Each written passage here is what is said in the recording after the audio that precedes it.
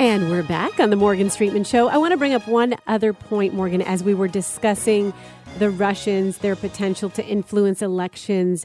And it's funny when you reference that meme account, because the memes, by my understanding, aren't they usually humorous? Well, they're supposed to be, right? If they're well done. That they're trying to get someone's attention through humor. So wouldn't that be the way that you'd attack a foreign country? Let's try to get to them through humor. It's hard to grasp another culture's humor, first and foremost, isn't it? Yeah, many times it is. I'll tell you what. And sometimes you find things funny that aren't even meant to be funny. Mm-hmm.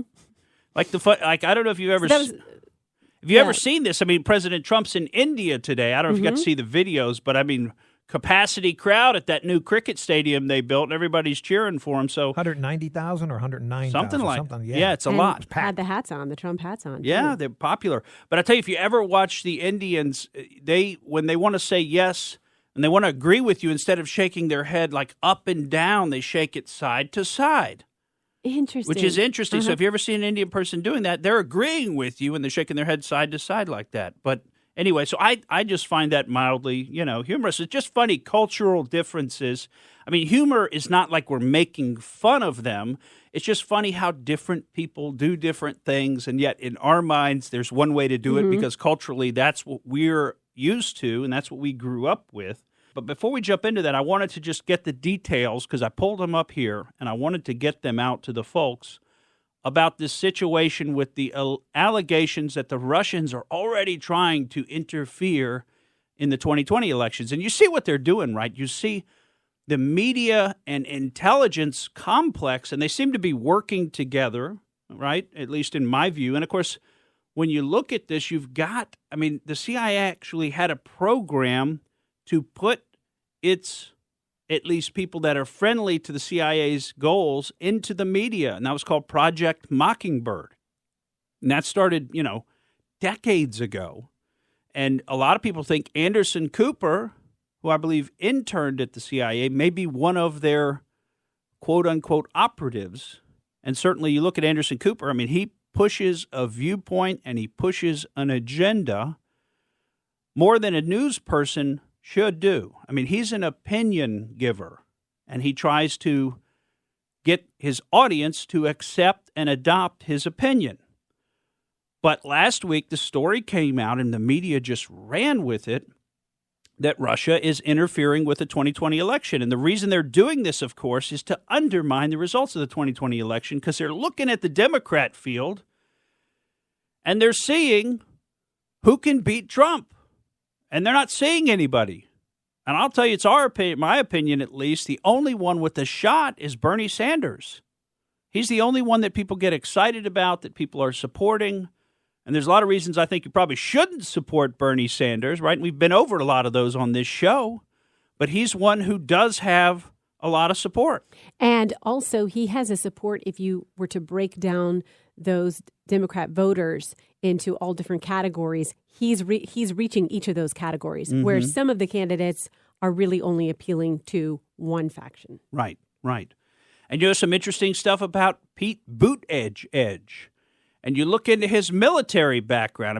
Look, we haven't had the time to do all that research here, but I've certainly seen the stories and seen the suggestions, and I've looked at the pictures of him allegedly in Afghanistan with no unit patch on, with no name patch on his uniform.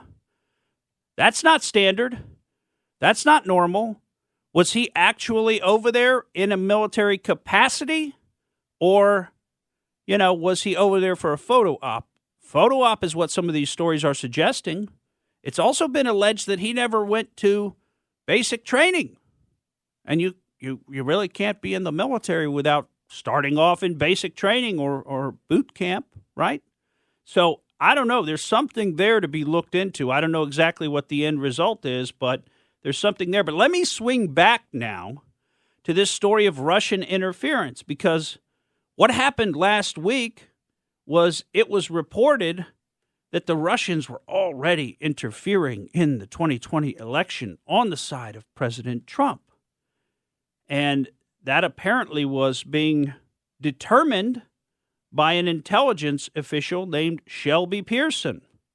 And she was supposedly the top election security official in the intelligence community. Well, what does the newly appointed acting DNI, Rick Grinnell, do? And he says, okay, I'm in charge of all this. Bring me the evidence. Bring me the evidence. And, of course, instead of bringing the evidence, you know what happens next? Well, the U.S. intelligence community starts to say, well, it looks like Shelby Pearson may have overstated the intelligence community's formal assessment of Russian interference, that she may have overstepped her authority and overstepped the bounds of what she's supposed to be doing. And perhaps we don't have any evidence of this allegation that we wanted to make. Well, and that's the truth, isn't it? Just like before, they made the allegation, turned out they didn't have any evidence. Well, here, once again, they're making the allegation again, same allegation, the one they wanted you to buy before. But, you know, when I was talking to my friend, who's pretty liberal, and I talk to a lot of people that are liberal, but this guy in particular is always hammering me with this Russian interference stuff. Last week, talking to him, and he says, you see, they're already doing it again, man. Russians are already interfering, man. Trump's their guy, man. He's Putin's buddy. He's an agent of Putin.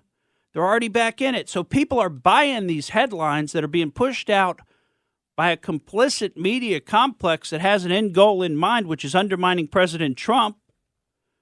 And then we're finding out when we got somebody in there who is doing their job, like Ambassador Rick Grinnell, and saying, okay, bring me the evidence. I want to see this. They say, oh, you evidence? Maybe she overstepped her bounds. March 2021, right around March, April, impeachment round number 2. Well, I mean, isn't that what we're setting up for that? We're setting up for that. So anyway, just something we wanted to point out to you, and you won't find this information front and center. You won't find this on the front page. You know, it's so disappointing to me as somebody who tries to keep up with a lot of the media when I see the media get it so wrong so many times, and then they just switch tunes and pretend like it never even happened. They don't ever come back to you and emphasize that they got it wrong. They don't ever come back and say, you know what, we reported this, but now this turns out, the opposite turns out to be the case. And you know what, we were wrong, but take note. What we said before is not correct, and now this new thing is correct. You know, it's kind of like, I don't know if you saw this, but some Chinese researchers have come out and said in a Communist Party publication in China that they can confirm now that the COVID-19, the coronavirus, the novel coronavirus that we've got, that we're dealing with the outbreak right now, did not originate in that Huanan seafood market. So now the Communist Chinese are confirming that it didn't originate after they held on to that story for a month and a half and acted like it was true. Thank you for listening to the Morgan Streetman Show. We hope you enjoyed what you heard, and if you did, please click like and subscribe to help us out. And remember that we recommend that you exercise your brain at least once a week.